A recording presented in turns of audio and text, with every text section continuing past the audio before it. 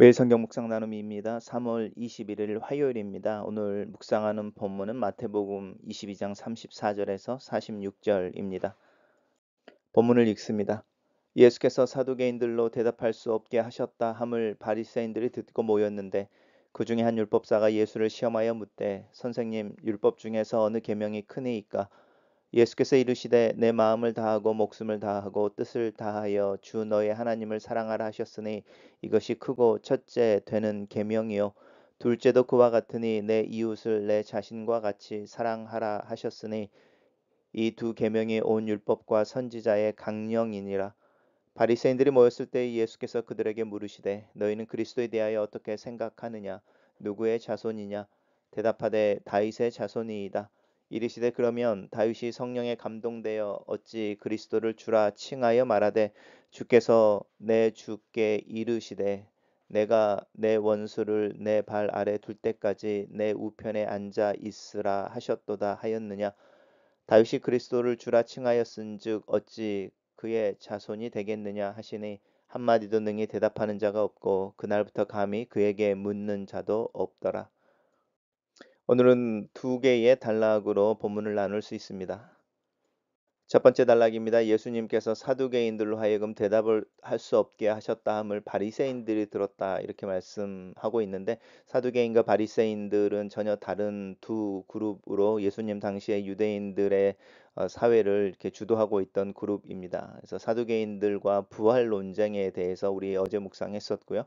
오늘은 바리새인들이 그 이야기를 듣고 모여서 예수님께 질문을 던지는 거죠. 질문을 던질 때 궁금해서 던지는 질문이 아니고 테스트하기 위해서 던지는 질문인 겁니다. 이 테스트에는 템테이션이 담겨져 있어서 대답을 잘 하는지 못하는지를 보자라는 것이고 그 대답의 결과에 따라서 예수님을 정죄할 건지 또 비난할 것인지가 결정되어지겠죠. 질문의 내용은 그것입니다. 율법 중에 어느 계명이 큽니까? 라는 것입니다. 우리 복음서에서 이 질문이 나오는 본문이 이제 여러 곳에서 등장합니다. 혹시 생각나시는 대로 비교해 보시면 좋을 것 같습니다. 이 본문에서는 율법사가 이 질문을 하는 것이 궁금해서라기보다는 주님을 시험하기 위해서라고 말하고 있고 예수님은 동일한 대답을 하십니다. 첫째 되는 계명과 둘째 되는 계명인데 첫째 되는 계명은 하나님을 사랑하는 것입니다. 그냥 하나님을 사랑하는 것이 아니고 다하여라고 하는 부분입니다. 그 최선을 다하여 전심으로 온 마음으로 이렇게 이야기하는 부분 인 거고요. 그래서 우리가 주님을 사랑한다라고 말하는 것은 내 모든 것을 가지고라는 부분입니다. 둘째도 이와 같으니라고 말하는 이웃 사랑인데 이웃 사랑 또한 마찬가지입니다. 내 자신 같이라고 이웃을 사랑하는 부분입니다. 이 두 계명이 이제 연결되어지는 계명이고 사실은 같다라는 말 속에서 이퀄한 계명인데 잘 비교해 보시면 하나님을 사랑할 때는 내 자신을 가지고 사랑하는 거죠. 내 자신을 다해서 사랑하는 것이고 이웃을 사랑할 때는 나처럼 사랑하는 것입니다. 조금 나라고 하는 부분이 인발브 되어져야 하는데 나의 전인이 하나님을 사랑하고 이웃을 사랑하는 데에 다 개입을 하는데 방법이나 방향이 좀 다른 것을 저희 뉘앙스 속에서 알 수 있습니다. 우리는 우리의 모든 것을 가지고 주님을 사랑하고 이웃은 우리처럼 사랑합니다. 이것이 율법과 선지자의 강령입니다. 단락을 요약해 보겠습니다. 율법 중에서 어느 계명이 크냐고 묻는 율법사에게 하나님을 사랑하는 것과 내 이웃을 내 자신과 같이 사랑하는 것이 온 율법과 선지자의 강령이라고 대답하신다. 이렇게 정리했습니다. 두 번째 단락에서는 이제 바리새인들이 모였을 때 이번에는 예수님께서 그들에게 질문을 하십니다. 그 질문의 내용이 뭐냐면 너희들은 그리스도에 대해서 어떻게 생각하느냐? 누구의 자손이냐라고 묻습니다. 바리새인들이 대답하기를 그리스도는 다윗의 자손, 다윗의 후손이라는 것입니다. 우리 복음서에서 예수님을 다윗의 자손이여 이렇게 부르는 이들이 등장하는데 바로 그리스도시여 이렇게 부르고 있는 거죠.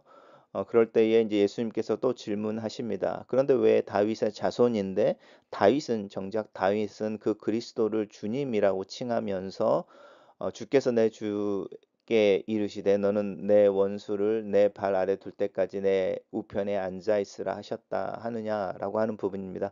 시편의 말씀을 인용하면서 하나님께서 그리스도에게 명하기를 내가 내 원수를 내 발등 아래 둘 때까지 내 우편에 앉아 있으라라고 하셨다라고 말하면서 다윗이 그리스도를 주라 칭하고 있는 것과 또 그 주님이 훨씬 다윗 전에 존재하고 있는 것을 이야기하는 부분이죠. 그러면서 어떻게 그리스도가 다윗의 자손이 되겠느냐라고 질문을 던집니다. 이 이야기를 들은 이 바리새인들이 예수님을 시험하거나 예수님을 도전하는 일을 이제 멈추게 됩니다. 왜 예수님께서 그리스도는 다윗의 자손이라 칭함을 받지만 사실은 다윗보다 더 큰 이이고 더 궁극적인 분이신 거고 다윗 전제 전부터 존재하신 분임을 드러내시는 것일까요? 단락을 요약해 보겠습니다. 바리새인들에게 다윗의 자손인 그리스도를 향해 다윗이 주라고 칭한 것을 언급하시면서 그리스도가 다윗보다 먼저 계시고 더 중요한 존재임을 가르치신다. 이렇게 정리했습니다. 매 성경 교재에 나와 있는 묵상의 내용입니다. 예수께서 성경의 계명 가운데 가장 큰 계명은 하나님 사랑과 이웃 사랑이라고 가르치십니다. 이것은 십계명의 두 부분을 요약한 것으로 이보다 더 큰 계명이 없습니다. 이 두 계명을 구별할 수 있지만 분리할 수는 없습니다. 이웃 사랑은 하나님 사랑에서 나오며 하나님 사랑은 이웃 사랑으로 표현되기 때문입니다. 모든 율법과 예언의 해석은 사랑의 빛 안에서 이루어져야 합니다. 온 율법과 선지자의 강령은 사랑이라는 계명에 대한 각주입니다. 명령이든 약속이든 심판이든 자비든 그 동기는 사랑입니다. 하나님의 기대는 우리가 더 종교적인 사람이 되는 것이 아니라 더 사랑하는 사람이 되는 것입니다. 다윗의 자손이라는 호칭이 갖는 한계를 예수님께서 지적하시고 오해를 바로잡아 주십니다.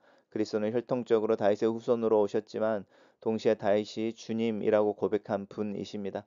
혈통적으로 이스라엘만을 위해서가 아니라 다윗이 약속한 대로 천하 만국을 복되게 하시는 하나님 나라를 위해 오신 분입니다. 하나님 나라를 추구하는 삶은 예수님에 대한 편협한 시선을 교정하고 바르게 이해하는 데서 시작됩니다. 사두개인들이 수세에 몰리자 이번에는 바리새인들이 한 율법사를 내세워 예수님을 시험합니다. 자신들도 결론을 내리지 못한 난제인 가장 큰 계명이라는 주제를 들고 예수님 앞에 나옵니다. 예수의 명성에 흠집을 내고 위신을 떨어뜨리기 위한 의도였지만 자신들의 무지와 불신만 드러납니다.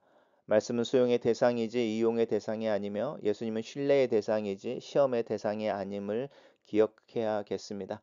그리스도에 대한 협소한 이해를 지적하시는데도 옳다 인정하는 사람이 없습니다. 침묵으로 일관하며 바리새인들은 그리스도의 가르침을 외면합니다. 진리는 항상 낯익은 모습으로 다가오는 것은 아닙니다. 낯선 진리를 열린 마음으로 수용하는 것이 하나님 나라를 수용하는 데 있어 유리한 태도라고 할 수 있습니다. 글로 쓰는 기도입니다. 성경 읽고 묵상할 때 성령님 그 말씀을 밝히 드러내 주시고 지혜와 총명을 더하셔서 이해하고 깨닫도록 도와주시옵소서. 성경 속에 드러난 하나님의 마음과 삶의 원리를 잘 이해하고 그 깨달음을 살아낼 수 있는 구체적인 실천의 지혜와 용기를 더하여 주시옵소서. 하나님을 사랑하고 이웃을 사랑하는 일이 내 삶 속에서 실제가 되며 현실이 되게 하소서. 예수 그리스도 안에서 내게 주어진 권리와 특권을 이 사랑을 실천하는 과정 속에서 사용하고 경험하며 살게 하소서. 예수님 이름으로 기도합니다. 아멘.